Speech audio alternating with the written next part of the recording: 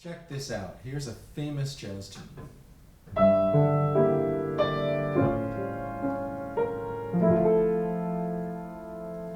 And now here's the 156th tune in the real book. If you play it slowly, change a couple of the rhythms.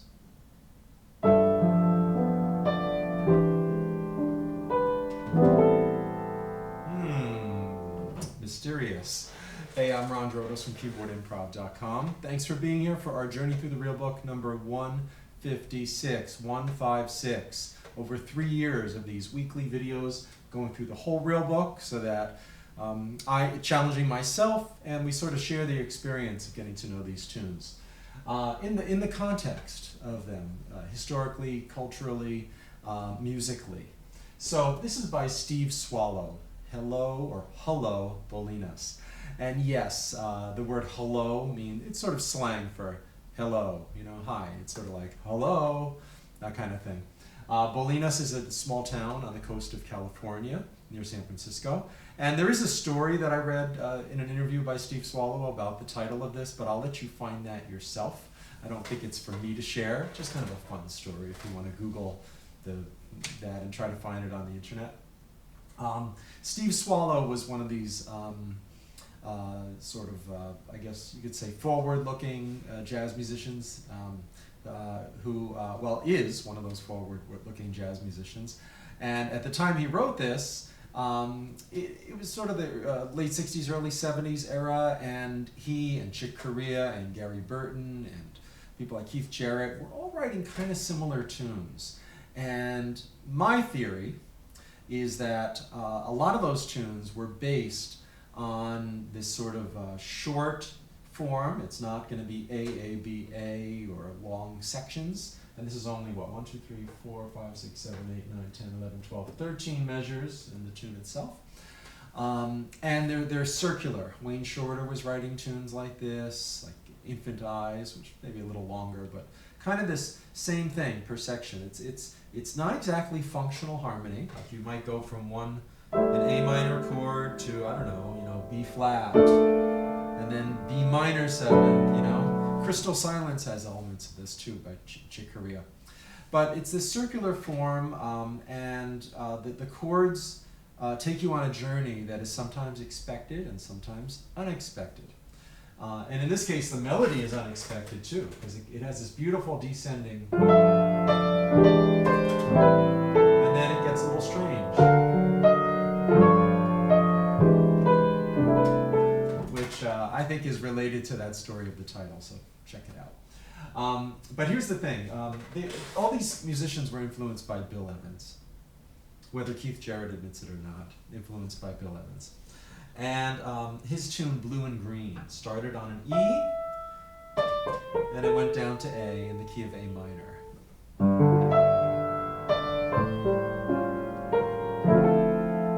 Yeah, well, that's really in D minor there, but basically sort of resolves on that chord is I guess what I was getting at. Hullo Bolinas.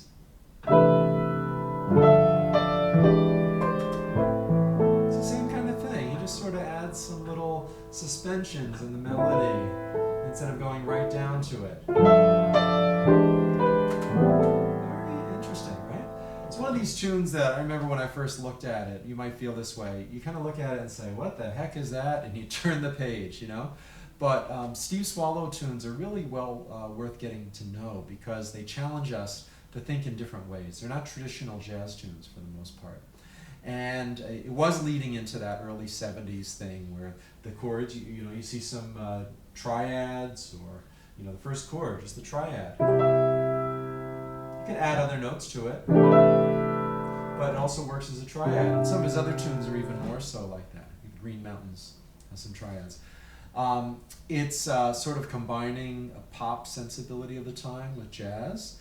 Often these tunes had straight eighth notes, whether it was a Latin rhythm or outright pop kind of rhythm. Listen to the Gary Burton, Keith Jarrett album for a lot of that kind of stuff, and even Gary Burton and Chick Corea's duets.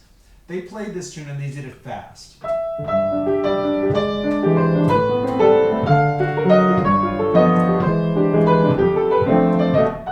Which really suits suited, you know, Gary Burton really fastened the vibes all around Chick, all over the piano. It really suited their temperament and personality. Bill Evans, this is where it comes full circle, the composer of Blue and Green that I mentioned, was sort of a predecessor of this, if not a direct influence. Bill Evans played this tune in concert. There's a great performance on YouTube from Carnegie Hall. And he played it very slowly, you know, and even has these shimmering tremolos, you know, during playing it very slow and expansive. And I'm taking a sort of a clue or a cue from those two vastly different approaches to this tune, that it's sort of like this clay that we can mold. You know, I like playing this sometimes almost like a Chopin waltz. You know,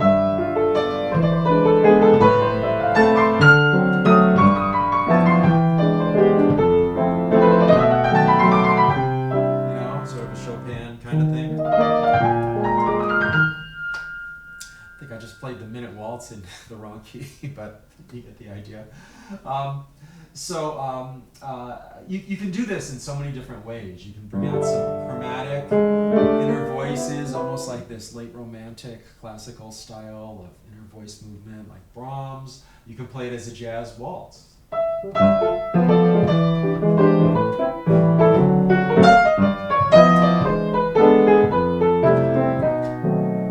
Another thing that really intrigues me about this, it's those measures, the measures of the melody, well, counting the first measure, 1, 2, 3, 4, 5, 6, and 7, that go to a different place melodically. They're outside the chord changes. Here.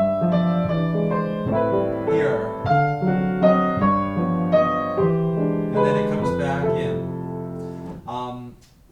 One of the things that does is it sets up an implication that you can develop that further. So you could play the whole piece outside the changes. You know, if you wanted to go there. Or you could play some chords.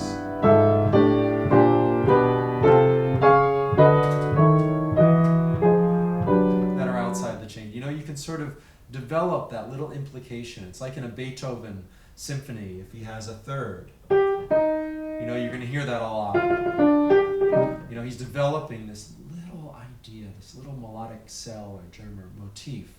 And in Beethoven's time, they approached it philosophically. They said it was sort of like, you know, they'd use the example of a leaf. You know, each little cell in the leaf is reflected in how the whole thing grows, you know, in nature.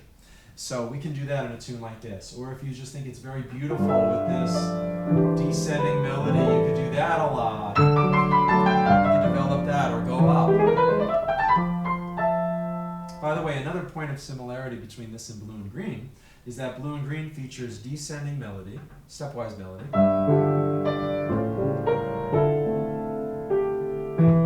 You know, it has, and then it has these leaps upward by like sixths. And this does too. And